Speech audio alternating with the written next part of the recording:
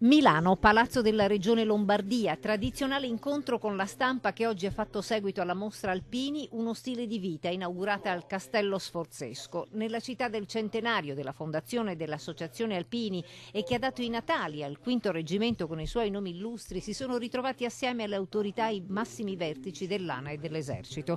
Il generale Claudio Berto, comandante delle truppe alpine, ha parlato del rapporto fra i militari e l'Associazione Nazionale Alpini con il suo esercito di volontari, oltre 16.500, ha detto, con la ferma intenzione di creare fra le due realtà un'integrazione di modelli operativi per una maggiore efficienza in caso di intervento.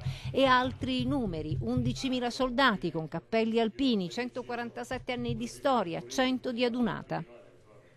Il primo cittadino Giuseppe Sala, oltre a dirsi soddisfatto dell'evento, ha parlato del tema della cura che gli alpini hanno ad esempio per il bosco del Rogoredo o dell'Ambro. Anche il presidente della regione Lombardia, Attilio Fontana, ha portato il suo saluto ricordando il padre alpino e il generale Pennabianca. Renato Genovese, presidente del comitato organizzatore ANA, ha concluso dando altri numeri importanti di questa 92esima edizione a Milano. I presenti previsti nei 3 giorni: 400.000, 80.000 alpini a sfilare, con un indotto che supererà i 120 milioni di Cremona, stando agli studi della Cattolica di Milano. Il conto alla rovescia è quindi incominciato, anche se a decretare l'inizio ufficiale sarà l'alzabandiera, fissato per le ore 10 di venerdì 10 maggio in Piazza Duomo. Molti altri momenti toccanti seguiranno e poi tanta emozione, tanta attesa per la sfilata di Milano della domenica 12 maggio.